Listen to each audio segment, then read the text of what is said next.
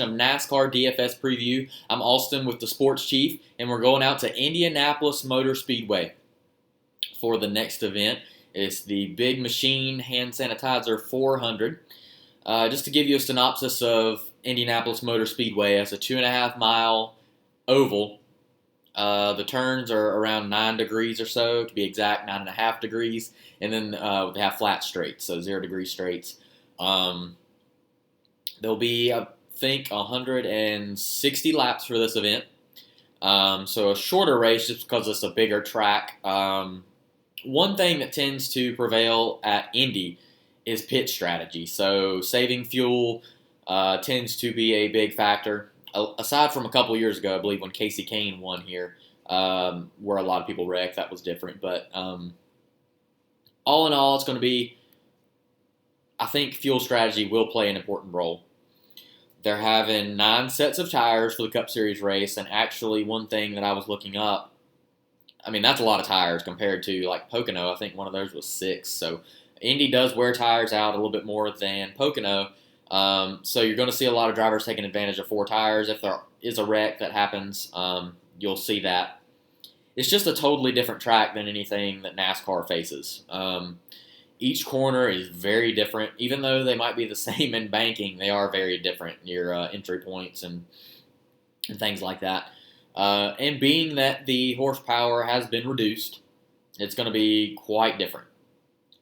No practice, so we're going off of the random draw qualifying, which I hate, but it is what it is. Joey Logano actually got lucky and got the pole, and I think that'll mean a lot for him. He's been kind of struggling as of late. Track position is very important here. The worst starting position for a winner is 27th, so that's one thing to keep in mind if you're looking to pick a winner. That's pretty big. Kevin Harvick is the favorite at 7-2, according to CBS. Check that one out. So that, Kevin Harvick did win at Pocono, and then Denny Hamlin won the second of the doubleheader. And I think performance at Pocono is going to mean a lot because it is probably if you're trying to think of a track that's similar to Indy, Pocono is that track. So if you perform well at Pocono, most of the time you do pretty good at Indy. So yeah, there we have that. And so let's just go ahead and see what DraftKings has to offer for us in terms of salary. So let's go ahead and check it out. That's not the high point, so let's scroll on up here to Christopher Bell. So Christopher Bell, once again, is the highest priced driver, starting in 35th position. He is at 11.5. Kevin Harvick, the race favorite, starting in 11th at 11,000. Chase Elliott starting in 10th at 10.7. Kyle Busch starting in 7th at 10.4. And Denny Hamlin starting in 6th at 10.1. Seems like there's a lot of time they're priced at 10.4. It's kind of funny. But anyway, one thing to note about the history of Indy and they used to call it the Brickyard 400. I keep calling it that. Chevrolet has won 17 of the 26 races. There was a time there where Chevy was very dominant here. They haven't won in a little while, as Ford has won the last 2. Toyota won the 2 before that, I believe. So that's one thing to keep in mind.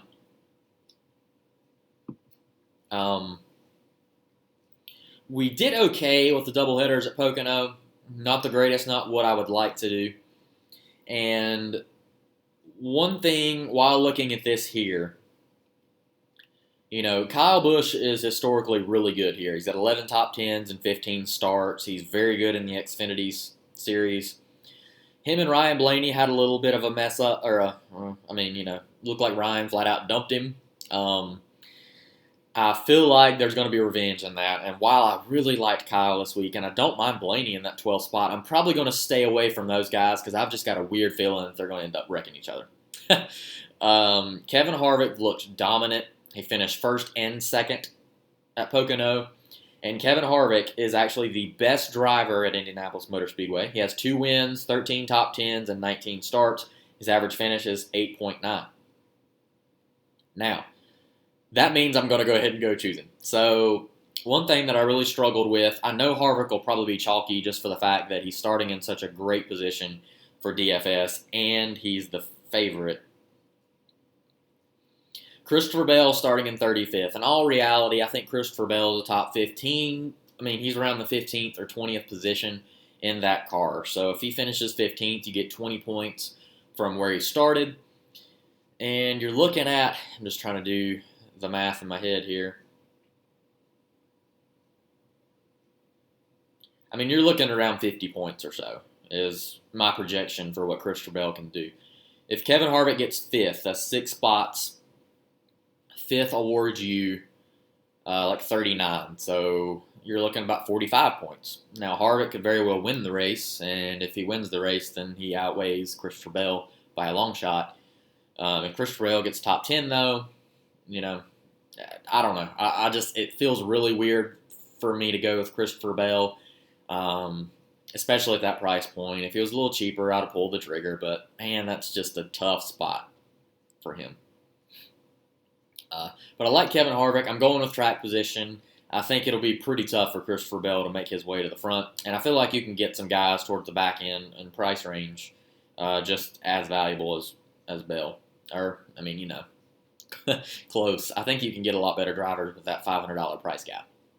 And dang it, there we go. Let's just go ahead and show your average salary. So it's $7,800. All right, so after going with Harvick, I'm going to go with my choice to win this race, and that's Joey Logano, starting on the pole. Joey is the second best driver in terms of average finish here. His average finish is 10.9, so you're looking at about 11th position. 11 is his average finish. 7 top 10s and 11 starts. He is also another one that's really good in the Xfinity Series here. He has been slumping, but I feel like that number 1 starting spot, Harvick won from the pole last year, led 100 and some laps. I think you could see something like that from Logano. I feel like if he can get that clean air and they get going, you know, it's going to, I think he'll be up there for quite a while. I think it'll be hard to pass him. And being that the top 5 starters, I mean, Jimmy's in 4th, Bowman's in 3rd, and I think Kurt Busch is in 2nd, and Almirola's 5th. I think he's got a nice cushion. Yeah, who's starting in 6th? Oh, that's right, Denny. So Denny will probably be up there for sure. And Denny's not a bad option at 10-1. If you think Denny will win, you know, that's a great option. But, yeah, I'm going with Joey. I feel like Joey will lead at least 50 to 60 laps, quarter point per lap. You know, I think it's just worth it for sure. And he'll get a lot of fastest laps. Again, here's another one that I think I can pull a diamond in the rough looking at my lineups here. And I'm going to cut it off here at Truex. Truex is actually very bad at this track. He's not even relevant. If you want to go Truex, you can. Not many people will pick him. Ryan Blaney will be decently owned, but then again, I don't want to touch Ryan Blaney or Kyle Busch at this point. Clint Boyer starting in 22nd. Clint is actually pretty decent here. His average finish is around 14th or so. He's never won here, but not a bad option. My choice here is going to be William Byron starting in 18th spot. As I mentioned, I had to put a Chevy in there because they seem like they're pretty dominant. William Byron is a top 10 driver, definitely at Indianapolis Motor Speedway. His average finish is 11.5. Now, while he doesn't have a big sample size, he also has won an Xfinity Series race here. And I just like William Byron here. I think he has a knack for this track. And at 8,700, I think he'll get a top 5. I really feel very confident that William Byron will be a top 5 finisher. And I'm just going to go ahead and pull the trigger on William Byron. So now we have $7,000 to spend, and let's just go ahead and see who our lower end guys are. So you can pretty much count out Joey Gase, Poole, Smithley, Houff, Yaley, McLeod, Bill Lickey, and Timmy Hill. And let's start at John Hunter Nemechek. So that's a really good starting spot for him. For Nemechek, I don't think he'll finish much better than that. He could, but I'm not going to pull the trigger on that one. One guy that I'm really liking, and I really like all 3 of these guys. I like Priest, McDowell, and LaJoie. McDowell looked really good at Pocono. Aside from that 40th place finish he had, he did get a top 10. And he's actually been doing pretty decent this year. If you look at his performance, 8th, 18th, and 15th, I mean, he's performing pretty solidly. So it's not a bad option. I do like Ryan Priest, though, in 36. I think Priest could get like 20th. His average finish here is actually 16th. Now, that's a small sample size as well. One start. But he did start 23rd and finish 16th last season. So, look for him to have a pretty good finish. Now, while I was playing around with my lineups, another interesting guy to look at is Ross Chastain in 32nd. Reed Sorensen in that 77 Spire Motorsports car put it like 23rd and started 37th. So that was 14 positions that he gained and stayed on the lead lap. He actually ran all the laps. I think that's a top 25 car. Well, I don't know if the car is actually that good, but it's definitely a top 25 driver for sure. And Ross Chastain's not a bad option. If he was a little cheaper, I would have pulled the trigger in a heartbeat. There's another guy that's starting around him. That's Corey LaJoie. I think Corey can get it, maybe get a top 20 and bring it home. And I feel pretty confident about that one, 9,800. When Matt DiBenedetto was in this car, they were about an 18th place finisher. And last season, Corey LaJoie finished 19th. So you're looking, I feel pretty good about him getting a top 20, actually. Busch are starting too good for me. Same with AustYn Dillon. Ty Dillon is like average finish of 17th, so he's not a bad option, but 6,800 is a little steep. If you want to go more of if you don't want to get up there with like Harvick and that, Ty Dillon's a pretty good option. But that leaves us with $9,800, which I am super pumped about. And that gives me Brad Keselowski, Truex, or Blaney. And I'm going with Brad. Brad is got a win here, 5 top 10s and 10 starts. Aside from his 38th place finish last year, I believe, it's 30-something, his average finish was 11th. So he is also another good driver here, and he's got a win in the Xfinity Series here. So I think Brad could continue to perform well. Again, I'm looking at drivers that are very good at Indy because they're not practicing, and drivers that already have a knack for this track. Those 160 laps will go by very fast, and if you're laying down consistent fast speeds and fast laps, you're going to be okay. And I did use every bit of my salary, but I do like with Priest and LaJoie, hopefully just rounding out that number. Logano is a very, very bold choice. I don't know that Logano will be that heavily owned, but I do know that Harvick will, and I know that Ryan Preece will. I'm hoping Byron, people kind of stick away from him, but I feel like the jury's out on Byron at this track. I feel like if you do any kind of research, you're going to find that Byron is a very good choice. While I was looking for odds, it looked like people were all over Byron. So I had already picked him before I did that, but anyway. So that is my lineup, and I'm going to go ahead and say that's a tournament, probably a tournament strategy for sure. Just trying to think in my head here. It's kind of in the middle, so it's a good balanced one. If you're going to go with a bold one, you could go Denny, and if you think Joey will finish well, you could do that as well. I think you can save a lot of money. I think you have to go Ryan Preece if you go that route. Now you have $8,300 to spend. Eric Jones will be pretty heavily owned, and I think you can go William Byron, and then that leaves you with $8,000. And hey, Matt Kenseth is actually pretty decent here. You got 12 top 10s and 19 starts. Go with Matt Kenseth. So there you go. That's another decent lineup. If you pull Eric Jones out of there, DiBenedetto is a really good option. I really like Benedetto too. The price points didn't allow me to get him. And if you go Ross Chastain with Priest, you have 9,800 again, and you could go with Brad. How about that? So that's if you're fading Kevin Harvick. I think Kevin Harvick is too good to fade. If you go Christopher Bell, see, that's just really going to hurt you. You do have to go with like a Priest, I think. And if you go McDowell and LaJoie,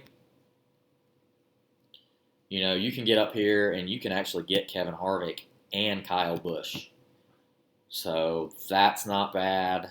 Or you could, let me just take McDowell out, and you could go with Ross Chastain and pull out LaJoie, and now you have $8,700 to spend. If you go Ty Dillon, and you could go DiBenedetto, yeah, and then again you could go Harvick.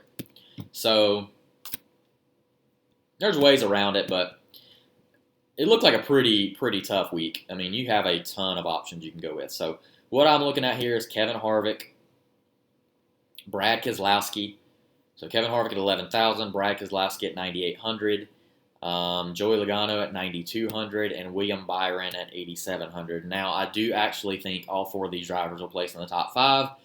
Joey would be my winner. Second place would probably be Harvick. Third would be, I'd probably say Byron, and then Keselowski fourth. That would be my predictions.